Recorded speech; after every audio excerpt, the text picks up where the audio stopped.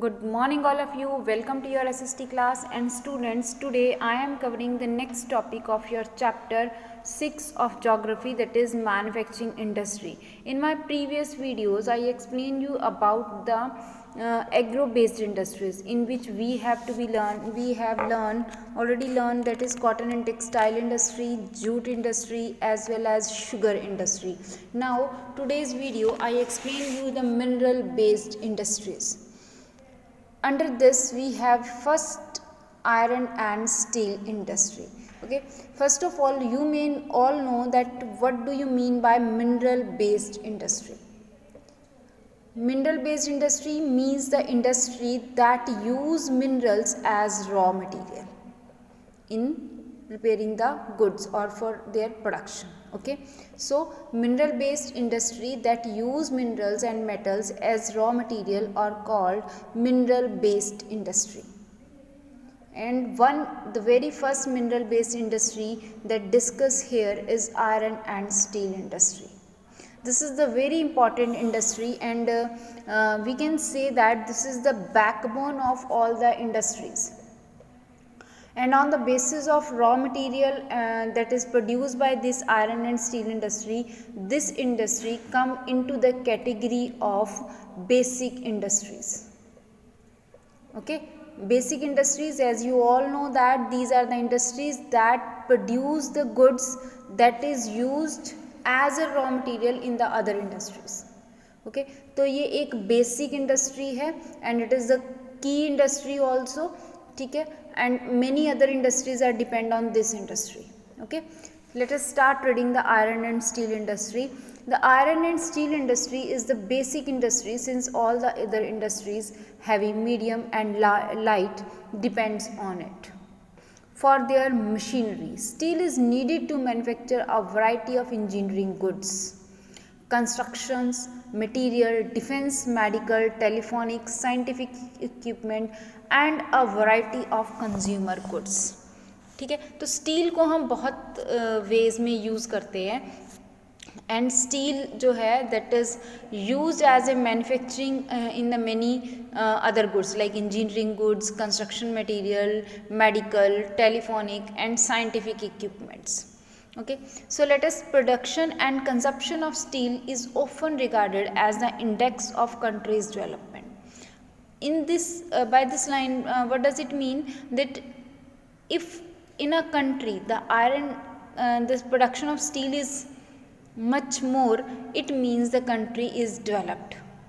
So that is he said that production and consumption of steel, कि production और consumption हम steel की कितनी कर रहे हैं, that depends on the development of the country.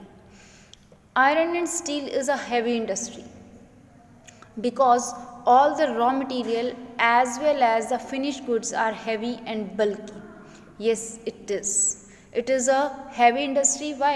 Because iron ore that is used here as a raw material is also a heavy raw material, as well as the steel that produced in the form of sheets, that is also a heavy produced good, finished good. तो दोनों ही वे में ये एक heavy industry है, चाहे हम उसको raw material के फॉर्म में ले लें और चाहे हम उसको फिनिश गुड्स की फॉर्म में ले लें. ठीक है, अब यहाँ पर जो रॉ मटेरियल यूज़ हो रहे हैं they all are heavy, like iron ore, cooking coal and limestone. But अब स्टील की प्रोडक्शन में एक पर्टिकुलर रेशो जो है वो ज़रूरत होती है in the production of all these raw material, iron और कोकिंग कोल एंड लाइमस्टोन की एक पर्टिकुलर रेशो यूज़ की जाती है इन प्रोड्यूसिंग द स्टील. तो what is that ratio? That ratio is 4:2:1. that is 4 is iron ore, 2 is coking coal and 1 is limestone. With all three things we are preparing steel. Some quantities of manganese are also required to harden the steel. कुछ quantities हमें किसकी चाहिए होती हैं? Manganese की. वो किस लिए? To harden the steel. Steel को हार्ड करने के लिए हमें मैग्नीज़ चाहिए होता है. Where should the steel plants be ideally located? Now the question arise that where the steel plants should be located. So students, as you all know that we are trying to locate the industries according to its raw material. The raw material used in this industry is what? Is heavy. So where we have to be develop these industries? Naturally near the areas where we can easily got the raw material. So in spite that we don't have to spend lot of money on the transportation. ठीक है, तो यहाँ पर हम steel plant कहाँ locate करेंगे? Near the areas where we can easily got the raw material. Remember that the finished products also need an efficient transport network for their distribution to the markets and consumers. Yes, it is. Why he said this line? Because मैंने अभी आपको बताया कि raw material heavy है, इसलिए हम raw material के near about areas में इस प्लांट को इस्टेब्लिश करेंगे. बट बच्चे वो ये कह रहा है कि रिमेंबर दिस. क्या रिमेंबर रखना है हमें ये भी ध्यान में रखना है कि जहाँ पर हम ट्रांसपोर्ट नेटवर्क जहाँ पर प्लांट्स को वहीं इस्टेब्लिश करेंगे where we can easily transport the finish products also. कि हमने जो फिनिश प्रोडक्ट बनाया वो भी ईजिली हम ट्रांसपोर्ट कर सकें for the consumer to distributed to the market and consumers, market और कंज्यूमर में देने के लिए. ठीक है, चलिए, तो this is about your iron and steel industry in which we read that this is a basic industry, it is a key industry as well as heavy industry and where we have to be located it. Now the production in 2014 with 86.5 million tons of crude steel production. India में कितना हुआ? 2014 का data है, हमने 2014 में 86.5 million ton steel जो है वो प्रोड्यूस किया. And according to this India ranked 4th among the world crude steel producers. और अकॉर्डिंग टू दिस हम कहाँ लाई कर रहे हैं? 4th प्लेस पे in the world in producing steel. It is the largest producer of sponge iron. और India क्या है? लार्जेस्ट प्रोड्यूसर है स्पॉन्ज आयरन का. स्पॉन्ज आयरन होती है सॉफ्ट, जो स्पंज की तरह होती है, उसमें हम लार्जेस्ट प्रोड्यूसर हैं. ठीक है. In 2014, per capita consumption of steel in the country was only around 60 kg per annum. 2014 में जो per capita consumption है स्टील की वो है 20 kg per annum against the world average of 2017 kg. 60 kg per annum है और पूरे world में कितना एवरेज यूज़ हो रहा है? 217 kg पर एवरेज जो है 217 kg का. ठीक है, तो अकॉर्डिंग टू वर्ल्ड अभी India is far behind, but still we have a very good producers of steel. Okay, here the map in which we have the iron and steel plants. कहाँ कहाँ पर हमारे पास आयरन एंड स्टील प्लांट्स हैं. We will discuss this later on. Now come on the next, that is the let us read something about the steel plants. Steel plants India में कौन से sector में लाई कर रहे हैं? where it is, okay, and what are the problems those are faced by the iron and steel plants. So most of the public sector undertakings market their steel through Steel Authority of India Limited. ज़्यादातर जो public sector हैं steel के, they are under SAIL, SAIL, that is Steel Authority of India Limited. Okay, तो हमारी जो maximum public sector की जो factories हैं या इंडस्ट्रीज़ हैं स्टील की, they are under the SAIL. In the 1950s, China and India produced almost the same quantity of steel. 1950s में हम दोनों सेम क्वांटिटी प्रोड्यूस करते थे, China and India. But today China become the largest producer and China is also the world largest consumer. Keep one thing in mind, China is the largest producer of steel and it is also the largest consumer of steel. बच्चे ये जो answers हैं, ये जो points हैं, that is very helpful for your 1 marks question. That could be come in the form of 1 marks, in the form of MCQ, in the form of fill-ups, कहीं पर भी आ सकते हैं. तो मार्केट इनको अंडरलाइन करो. Then in 1950 China and India produce almost the same quantity of steel. Today China is the largest producer of steel and China is also the largest consumer of steel. Okay, now come on. Chota Nagpur Plateau region has the maximum concentration of iron and steel industry. This has maximum concentration of iron and steel industry.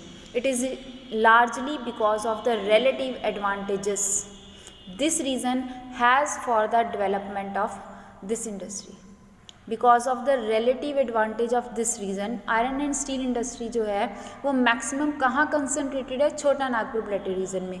वो क्यों concentrated है कि वहाँ पर हमें raw material भी मिल रहा है, ट्रांसपोर्ट फैसिलिटीज़ भी मिल रही हैं, नियर बाय कोल लाइमस्टोन भी ईजिली अवेलेबल हो रहा है. तो रिलेटिवली एडवांटेजेस हैं डेवलपमेंट के इस एरिया में. तो that's why this area also become developed in this industry. Okay, now this include low cost of iron ore. When the steel industry developed near its raw material areas, तो वो क्या होता है, उससे low cost of production हो जाती है. High grade raw material in proximity, cheap लेज. अब यहाँ पर छोटा नागपुर प्लेट्यू में क्या क्या बेनिफिट्स हैं. Why the maximum iron and steel industry located near the Chota Nagpur plateau? This is the question, and answer is it has the concentration of iron ore. We can easily got the raw material here. ठीक है. Secondly, high grade cheap labor is there and vast growth potential in the home market. Home market है, आसपास ही use हो जाता है ये सारा का सारा. And India is an important iron and steel producing country in the world. Yet we are not able to perform to our full potential largely due to these problems. Now what he said that India is an important iron and steel producing country. बहुत important country है, but फिर भी हम अभी भी अपनी full potential के साथ इसको प्रोड्यूस नहीं कर पा रहे हैं. Potential, as you all know, potential क्या होते हैं कि हमारे में जितनी कैपेबिलिटी है हम उसके अकॉर्डिंग उसको प्रोड्यूस नहीं कर पा रहे हैं. That is called potential. ठीक है. अब पोटेंशियल क्यों नहीं है? Because of these reasons. तो प्रॉब्लम्स कौन सी फेस हो रही हैं by this iron and steel industry? The very first is high cost and limited availability of coking coal.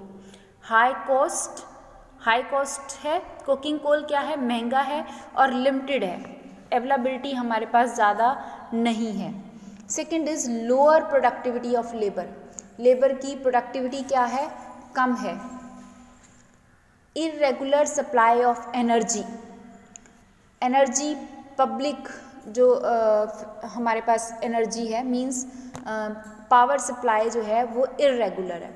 Electricity की कमी है, पावर सप्लाई इंटरप्टेड है, इरेगुलर है. ठीक है. Then last one is poor infrastructure. These are the 4 problems those are faced by this industry at large scale. The very first is high cost and limited availability of coking coal. Second is lower productivity of labour, मतलब labour का जो काम है वो कम produce कर रहा है. Per hectare production जो है, पर पर्सन जो प्रोडक्शन है वो कम है. ठीक है. Irregular supply of energy, power supply interrupted है. Poor infrastructure, machinery is also poor. Infrastructure poor है जिसमें इन मशीनरी है, ट्रांसपोर्ट फैसिलिटीज़ हैं, कम्युनिकेशन नेटवर्क है, मैनी थिंग्स आर हेयर. ठीक है. तो हमारा पुअर इंफ्रास्ट्रक्चर है. That's why still we are not producing the steel at that level that we can. Okay, so these are the problems those are faced by this industry. Now come on the next. We also import good quality steel from other countries. हम good quality steel को other countries से मंगवाते भी हैं. However, the overall production of steel is sufficient to meet our domestic demand. जबकि हम जो country में प्रोडक्शन कर रहे हैं वो हमारी डोमेस्टिक डिमांड को पूरा करने में सफिशेंट है, बट स्टिल हम थोड़ा बहुत इंपोर्ट करते हैं.